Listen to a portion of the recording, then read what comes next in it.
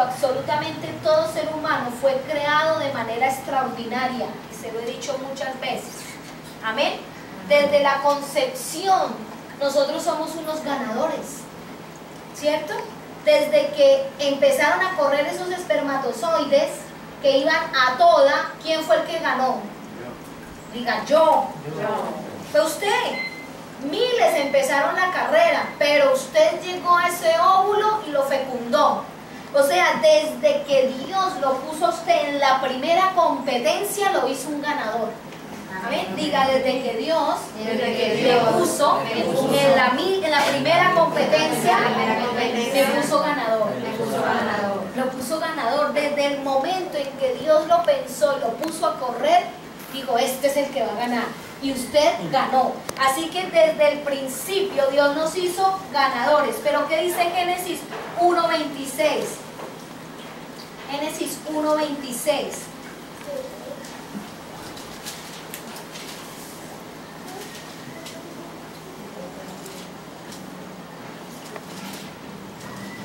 Y Dios consideró que esto era bueno y dijo, hagamos al ser humano. ¿A quién dijo que hagamos? Al ser humano. A nuestra imagen y semejanza. Que tenga ¿qué? Poder. Acá en la mía dice dominio sobre los peces del mar, sobre los aves del cielo, sobre los animales domésticos, sobre los animales salvajes, sobre todos los reptiles que se arrastran en el suelo. Y Dios creó al ser humano, a su imagen los creó, a imagen de Dios, hombre y mujer. ¿Cómo los creó? Hombre y mujer. Los creó y los bendijo con esta palabra: sean fructíferos y multiplíquense, llenen la tierra y sométanla, dominen los peces del mar, a las aves del cielo y todos los reptiles que se arrastran. Amén. Entonces aquí tenemos claramente el propósito de Dios con el ser humano.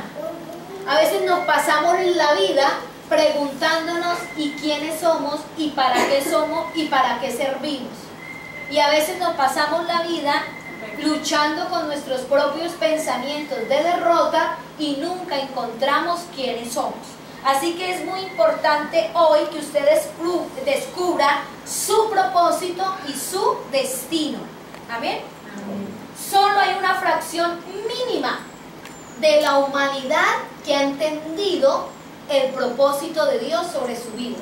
Escúcheme, solo hay una fracción mínima que ha entendido el propósito de Dios sobre esa humanidad. Por eso es que son muy pocos, diga muy pocos, los que ejercen y exhiben ese liderazgo que Dios ha puesto. Imagínense si todos entendiéramos cómo Dios nos hizo, bajo qué parámetros nos hizo, cuál fue el propósito para crearnos. Este mundo sería totalmente diferente. Todos debemos entender que el ser líder no es que unos sí y otros no. Es que sencillamente Dios nos hizo siendo líderes. Amén. Dios nos hizo líderes. Y cuando yo le estoy hablando a usted del liderazgo, no solamente le estoy hablando del liderazgo dentro de la iglesia, le estoy hablando del liderazgo en toda la sociedad. Amén. En que usted fue hecho para liderar en toda la sociedad. ¿En dónde? En toda la sociedad. Porque hay unos que son muy buenos adentro de la iglesia, pero por fuera un desastre. Y hay otros que son muy buenos afuera y adentro no hacen nada. Entonces tenemos que aprender a llevar una vida equilibrada. Diga, equilibrada. Equilibrada. Eso quiere decir que si yo estoy en la sociedad y me desempeño en el comercio, Dios quiere que yo sea líder dentro de esa parte comercial. Que si usted está dentro de los ingenieros, usted sea líder dentro de los ingenieros. Que si usted está en bienes raíces, usted sea líder en los bienes raíces. Que donde Dios lo pone, si usted está en una empresa, usted sea líder dentro de esa empresa. Amén. Ese es el propósito de Dios. Así que todos debemos entender que hay que ejercer un liderazgo integral. Que el liderazgo no es por títulos, no es por posición, no es por abolengos, no es que como yo vengo de la familia tal, entonces vengo heredando cierto liderazgo. No es por cosas externas. El liderazgo no es por cosas externas. El liderazgo se determina por los principios que Dios estableció para usted. ¿Amén?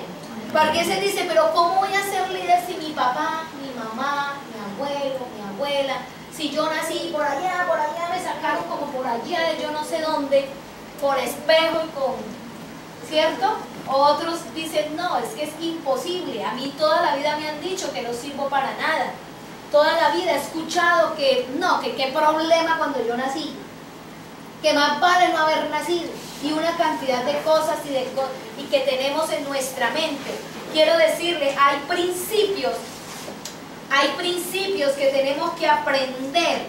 Y lo primero es que el liderazgo no se determina por cosas externas, sino por lo que Dios ya ha puesto en ti. Amén. No lo determinan las cosas externas, es lo que Dios ha puesto en mí. Amén. Y hay 3 principios claves que son la fuente de ese liderazgo. Y lo primero es que debe haber propósito. ¿Qué es lo primero? Propósito. Que usted debe entender, porque es que el propósito ya está dado, está en la palabra desde que usted fue creado. Usted lo tiene que entender ¿qué? Diga propósito. ¿Por qué estás en esta tierra? ¿Y para qué? Amén. Porque acuérdese, cuando yo no sé para dónde ir, cualquier bus me sirve. ¿Sí o no? Si yo no sé ni tengo claro en la vida qué es lo que voy a hacer, cualquier cosa es ganancia. Entonces yo debo tener claro para qué fui puesto en esta tierra, por qué, qué es mi... Y todo eso lo definimos en Génesis 1:26. Dice que fuimos hechos a la imagen y semejanza para tener, ¿qué? Diga, dominio, autoridad sobre todo lo creado. ¿Sobre todo lo que? Lo creado, animales, toda la naturaleza, todo fue hecho para usted. Diga, todo fue hecho para mí. Para mí. Entonces tenemos que ejercer un liderazgo sobre todo lo creado. Amén. Sobre el territorio que Dios nos ponga. Lo segundo que usted debe tener claro es el potencial. El potencial. ¿Cuáles son las fortalezas que usted tiene? ¿Qué fue lo que Dios le dio a usted? ¿Sabe? Dios nos creó y no nos mandó con las maletas vacías. Él nos mandó equipados. Él le dio a usted habilidades. Él le dio a usted talentos. Él le dio a usted dones. Pero ¿sabe? Muchos no nos conocemos a nosotros mismos. No sabemos ni para qué somos buenos. Y así nunca vamos a descubrir ni el propósito ni el potencial. Usted tiene que saber qué es lo que Dios le ha dado, en qué es lo que usted es bueno. Si usted sabe que usted es bueno para cantar, pues ¿qué es lo que tiene que hacer? Explote ese don al máximo, es su potencial. Si usted sabe que es bueno para negociar, que usted es bueno para el comercio, que usted tiene ojo de águila, que usted el negocio que coge le pega. Es que hay gente que pone en una esquina algo y es que se vuelve un boom. Es una habilidad, es una facilidad que Dios, explote eso que Dios le ha dado. Pero si a mí no me gusta la cocina, ¿yo qué hago poniendo un restaurante? Estoy condenada a fracasar con ese restaurante. Porque no es lo mío, no es mi pasión, no es lo que me gusta, no es lo que sé. Entonces, la mayor parte de la gente dura toda la vida haciendo cosas para lo cual no fue hecho. Ensayando. Y haciendo cosas para lo que no fue hecho. Yo indudablemente, yo sé que yo soy buena para la predicación. ¿Yo qué tengo que ponerme a hacer? ¿A predicar? Yo soy feliz que me inviten a todos los congresos y eso se mueve esos auditorios impresionantemente. Es lo mío. ¿Qué hago yo improvisando con otra cantidad de cosas? ¿Sí o no? Cada uno tiene que descubrir en qué es bueno. En qué es bueno. ¿Qué es lo que Dios le ha dado? Y empiece a trabajar en lo que Dios le ha dado, en ese potencial que Dios le ha dado. Y lo tercero que usted debe saber es la visión. ¿A dónde quiere llegar? ¿Cuál es su mapa de navegación? ¿Hacia dónde usted va? que quiere usted alcanzar en la vida? ¿Cuál es su visión? Amén. Así que cada uno de nosotros nacimos siendo líderes. Cada uno de nosotros nacimos siendo líderes. El liderazgo es como una semilla que luego se convierte en un gran árbol. Así que esa semilla está dentro de nosotros y toda semilla tiene que tener un proceso. Diga, proceso. Antes de convertirse en árbol, esa semilla dice que tiene que caer en una tierra, se tiene que podrir, tiene que estar ahí un tiempo para luego reventar en un gran árbol. Amén. Entonces hay muchas semillas dentro de nosotros que necesitan proceso para convertirse en un árbol. Y lo que usted está viviendo aquí en la iglesia es un proceso. ¿Ok? Dios lo está llevando primero a descubrir su propósito. La iglesia es un lugar que le ayuda a usted mucho para desarrollar su liderazgo integral.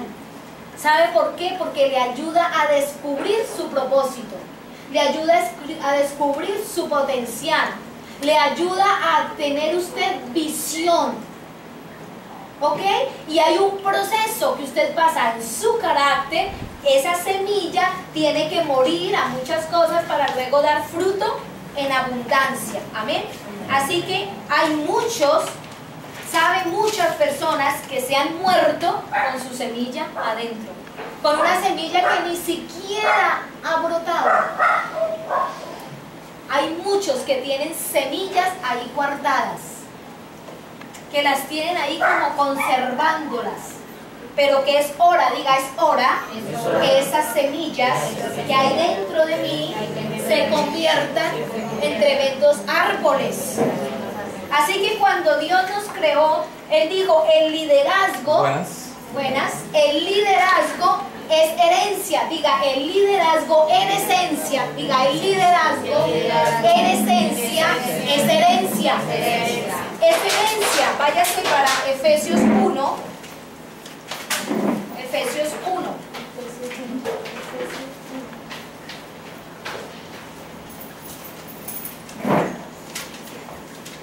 Efesios 1, 11 y 12. Efesios 1, 11 y 12 dice la palabra de Dios. En Cristo también fuimos hechos herederos. Diga, en Cristo yo fui hecho heredero. ¿Qué fue lo que usted fue hecho en Cristo? Heredero. Pues fuimos predestinados según el plan de aquel que hace todas las cosas conforme al designio de su voluntad, a fin de que nosotros, que ya hemos puesto nuestra esperanza en Cristo, seamos para la alabanza de su gloria. Dice, en Cristo fuimos herederos. O sea, vuelvo y retomo, cuando Dios nos hizo a su imagen y semejanza, ¿cierto? A su imagen y semejanza. ¿Qué significa imagen? Significa que el carácter de Dios, que la moral de Dios, que las características espirituales de Dios, Él las puso en cada uno de nosotros. ¿Ok? A su imagen y semejanza. Parecidos a Dios. Eso fue puesto dentro de nosotros. Pero en el caminar de la vida, cuando nos alejamos de la presencia de Dios, cuando nos fuimos tras del pecado, esa imagen de Dios se fue perdiendo. Porque ¿qué fue predominando? El mal, el pecado, Satanás.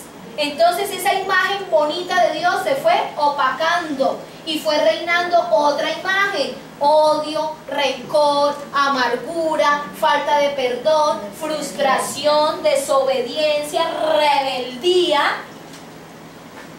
Y todo eso bonito que Dios había construido fue opacado con el mal. Pero cuando nosotros nos volvemos a Cristo, cuando nos volvemos a la palabra de Dios, entonces con Cristo nos volvemos herederos y vuelve a edificarse y vuelve a salir a flote el original.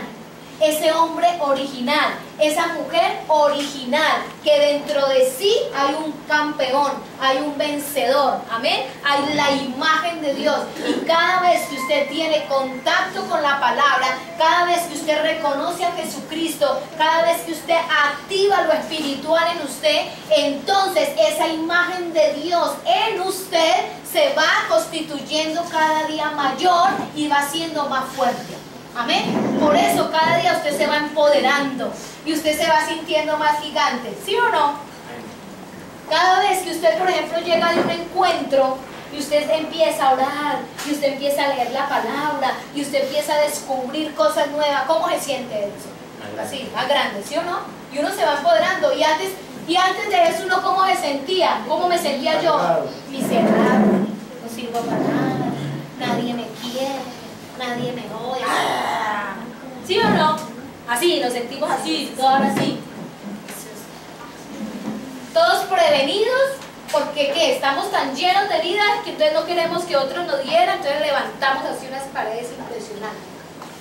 ¿Por qué? Porque no está la imagen de Dios ahí. Pero cada día que vamos construyendo esa imagen, todo cambia. Entonces dijimos, ¿cuál es la herencia? Lo que está en Génesis 1:26.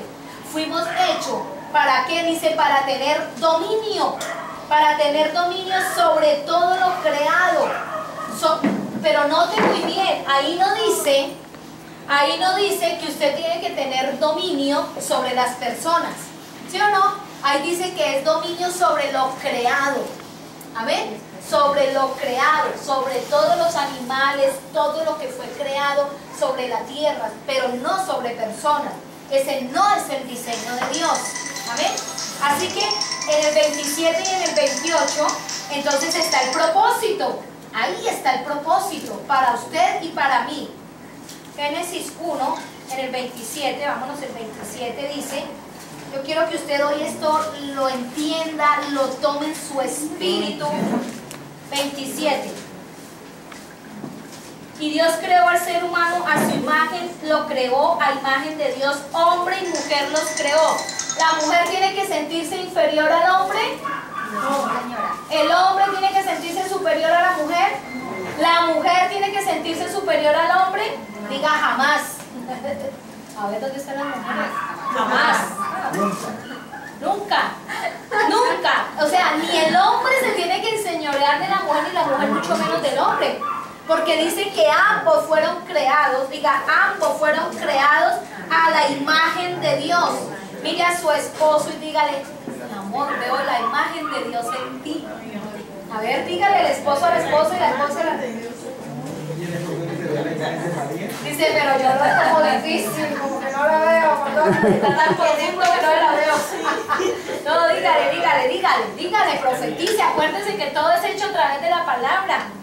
A ver, mírela a los ojos así hermosamente, caballero. A ver, romántico, mira, ya le sale el corazón a esta chica. A ver, dígale, veo la imagen de Dios en ti. A ver, Edison, dígale. Dice, se le estoy transmitiendo. Que ella me lee los ojos. Sí, le estoy transmitiendo mentalmente. Es un buen ejercicio para hacer, ¿sí ve? Entonces dice que fuimos hechos, vamos en el 27. Y el 28 dice, y los bendijo Dios con estas palabras, sean fructíferos y multiplíquese. ¿Qué era lo que tenía que multiplicarse? La imagen de Dios de la primera pareja se tenía que multiplicar. O sea, usted y yo, cuando tenemos muchachitos, lo que tenemos son imagen de Dios reproduciéndose. Gracias por lo que no entendieron. Se lo voy a volver a repetir. Cuando usted y yo tenemos muchachitos, lo que estamos haciendo es multiplicando la imagen de Dios. Amén. Amén. Eso es lo que estamos haciendo. Eso es lo que estamos haciendo. Ese fue el propósito de Dios. El propósito de Dios no es que tengamos chilín y un poco de muchachitos rebeldes por ahí, no. Es que simplemente es que lo que tenemos que hacer es crear que estos niños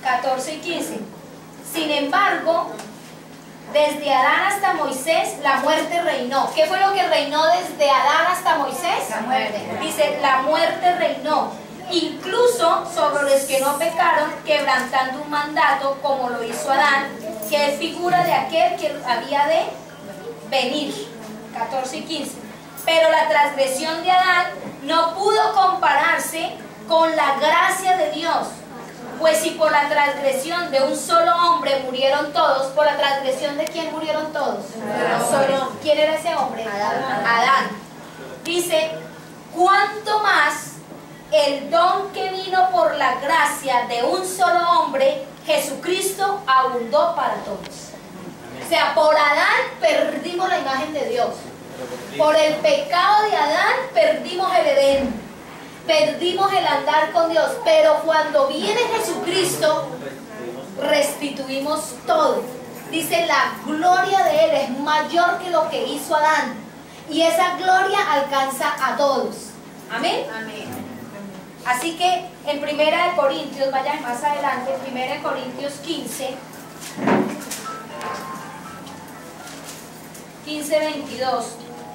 Pues así como en Adán todos mueren, también en Cristo todos volverán a vivir. Amén. En Adán todos morimos, pero en Cristo todos volvemos a vivir. Amén. Y en Efesios 1, 18 y 19.